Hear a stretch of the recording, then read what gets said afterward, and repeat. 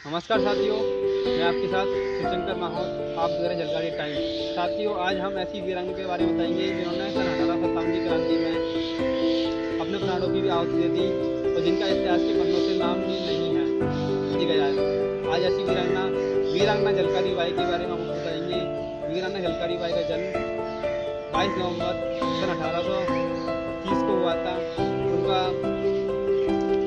झांसी के मुजफ्फरनगर ग्राम में हुआ था उनका जन्म। उनके पिता का नाम सुदेवर सिंह तथा माता का नाम जमुना देवी था। जन्म के कुछ समय बाद ही उनकी माता का देहांत हो गया और उनका पालन पोषण उनके पिता नहीं किया था। उनके पिता ने उनका पालन पोषण एक लड़की की तरह नहीं, एक लड़के की तरह पाला था। साथियों, जब झलकारी बाई 10 से 12 साल की थी तब वह जंगल में लकड़ियाँ काटने के लिए गई। साथियों, जब झलकारी बाई लकड़ियाँ काटने के लिए जंगल गई थी तब वह वापिस आ रही थी, तभी उनको बाघ मिल जाता है और बाघ से उनकी मुठभेड़ हो जाती है। जब बाघ से उनकी मुठभेड़ हो जाती है तो उनके हाथ में लगी हुई कुल्हाड़ी से उस बाघ के सिर को धड़ से अलग कर देती हैं। तो हम इस बात से हम समझ सकते हैं कि वीरांगना झलकारी बाई कितनी साहसी थी, महान क्रांतिकारी फ्रीडम फाइटर्स थी। साथ ही आगे चल के उनका विवाह पूरन कोरी से होता है, जो कि झांसी के बड़े ही दिग्गज तोपची थे और पहलवान भी थे। जब वह उनके विवाह के कुछ समय बाद ही वो रानी के किले में जाती हैं।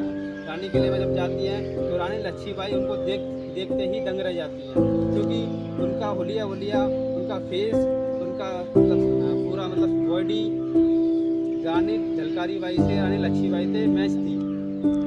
साथियों, इसे देखकर वो दंग रह जाती हैं और फिर उनके जाने के बाद रानी लक्ष्मीबाई वीरांगना झलकारी बाई के बारे में पूछती हैं और उनके वीरता के किस्से सुनकर वह बड़ी ही प्रभावित होती हैं और कुछ क्षण बाद ही वीरांगना झलकारी बाई को अपनी सेना में शामिल कर लेती हैं, जिनको वहाँ ट्रेनिंग के रूप में घोड़सवारी, तलवारबाजी, तो बंदूक चलाना आदि सिखाया जाता है, जिनको पहले से ही इन चीज़ों में निपुण थे।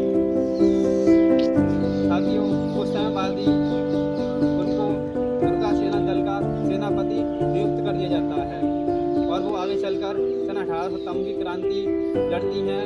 और जब झांसी किले में 1857 की जब क्रांति होती है, जब आधी रात को अंग्रेज उनके किले पर हमला कर देते हैं, तब वह रानी लक्ष्मीबाई कहती है झलकारी बाई को, वो ही उसके बढ़िया वेशभूषाओं पहना देती है और वो है जो कि वीरांगना झलकारी बाई लड़ती हैं।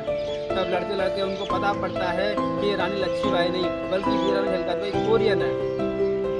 साथियों, जब उनको पता पड़ता है झलकारी बाई नहीं, ये रानी लक्ष्मीबाई नहीं, वीरांगना झलकारी बाई कोरियन है, तो उनका पता पड़ता है कि रानी तो भाई नहीं है, झलकारी बाई है। अंग्रेजों ने उस क्षण कहा था, अंग्रेजों के जनरल ने कहा था कि भारत की अगर 1 से 2% नारी भी अगर वीरांगना झलकारी बाई जैसी हो जाए तो हम अंग्रेजों को भारत छोड़ना पड़ जाएगा। साथियों, इस बात से आप सीख सकते हैं कि वीरांगना झलकारी बाई कितनी साहसी और कितनी महान क्रांतिकारी फ्रीडम फाइटर थी। साथियों, इन्हीं के साथ अपनी वाणी को मैं विराम करता हूँ। 2 पंक्तियों के साथ अपनी वाणी को विराम देता हूँ। मैथिली शरण गुप्त की रचना है, जाकर रण में ललकारी थी वह झांसी की झलकारी थी, गौरव से लड़ना सिखा गई, इतिहास में झलक रही तो भारत की ही नारी थी।